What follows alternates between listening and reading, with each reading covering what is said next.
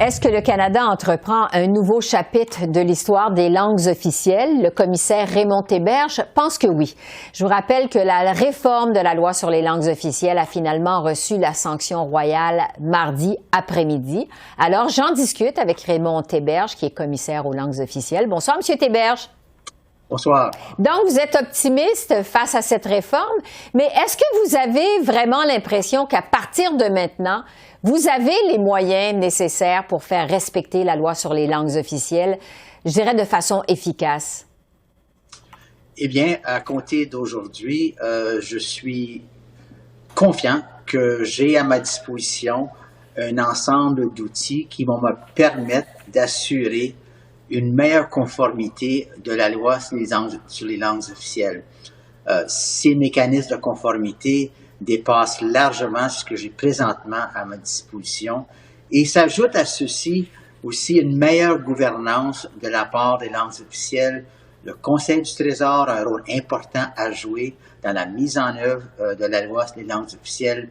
Donc, c'est un cadre intéressant pour l'évolution des langues officielles au Canada et c'est certainement une avancée à ce qu'on a présentement comme loi. Bon, vous dites que vous avez des nouveaux outils. Parmi ces nouveaux outils, vous allez avoir le pouvoir de sanctionner les institutions fédérales fautives jusqu'à 25 000 $, en plus d'émettre des ordonnances.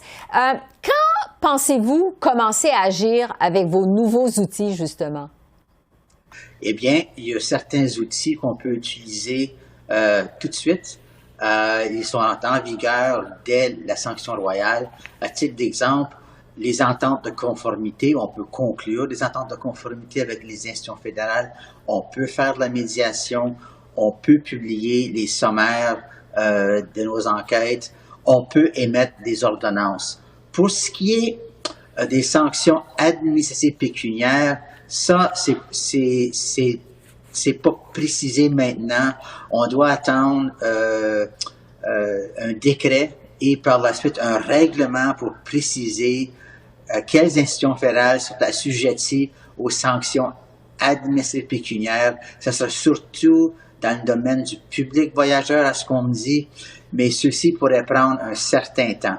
Donc, pour l'instant, les nouveaux pouvoirs que je peux utiliser c'est les ententes de conformité, les ordonnances, le pouvoir discrétionnaire d'enquêter ou de ne pas enquêter, de publier des sommaires et la médiation. Ouais. Et pour prendre l'exemple d'Air Canada, là, qui a tant fait les manchettes, croyez-vous qu'on va voir une diminution des plaintes contre le transporteur dans un avenir rapproché? Bien, je le souhaite, mais on pourra voir si on peut utiliser aussi les autres outils avant d'arriver à utiliser des sanctions administratives pécuniaires. Je pense que les ententes de conformité, c'est un outil intéressant pour utiliser avec des institutions fédérales qui ont des défis récurrents avec la loi sur les langues officielles. Oui. On sait que la mise en application de la loi, c'est-à-dire les règlements pour appliquer donc cette loi, vont être connus seulement dans 2 ans. Est-ce que ça va avoir un impact sur votre travail concrètement? Oui, parce que pour certains éléments ou certaines parties de la loi, sans ces règlements, on ne peut pas l'appliquer parce que le règlement nous dit comment appliquer cette partie de la loi. Par exemple, lorsqu'on parle de la partie 7 de la loi, on doit attendre un certain règlement autour le contexte de l'immigration francophone. Donc, ceci pourrait ralentir le travail dans ce domaine-là. Cependant, on a suffisamment de travail en ce moment pour s'organiser et se structurer pour faire la mise des pouvoirs qu'on peut utiliser tout de suite et aussi le travail de promotion qu'on doit faire auprès des institutions fédérales pour les sensibiliser à leurs nouvelles obligations. Oui, mais quand même, est-ce que ce délai de 2 ans, c'est trop long selon vous?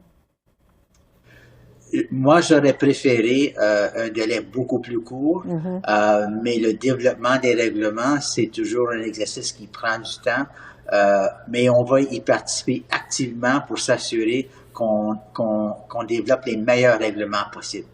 Oui. je vais terminer là-dessus. Vous avez reconnu que cette réforme, évidemment, inquiète les anglophones du Québec. Vous dites qu'il va falloir surveiller de façon étroite les impacts de ces 13 en ayant des indicateurs précis. Est-ce que vous êtes inquiet de l'impact sur les anglophones du Québec, justement? Eh bien, moi je comprends leur préoccupation. Pour ce qui est de l'impact possible, à ce moment ici, à mon avis, c'est beaucoup de la spéculation.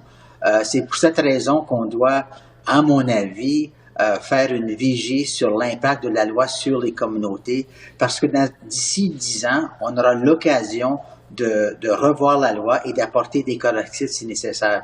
Mais présentement, il est très difficile de préciser quel sera l'impact précis sur la communauté anglophone au Québec. Donc, avant de se prononcer, essayons d'identifier effectivement les impacts sur la communauté. Oui, parce que vous parlez d'indicateurs précis pour surveiller les impacts, justement. Ça pourrait ressembler à quoi concrètement? Ça pourrait ressembler, par exemple, au niveau du nombre de plaintes qu'on reçoit, au niveau d'accès à l'éducation, au niveau de l'accès aux services en santé, par exemple. Et la loi sur les langues officielles traite des institutions fédérales. Donc, il faut s'entendre que souvent les préoccupations tournent autour de ce qui se passe avec la loi provinciale. Donc, nous, on va s'assurer de mesurer l'impact de la loi fédérale.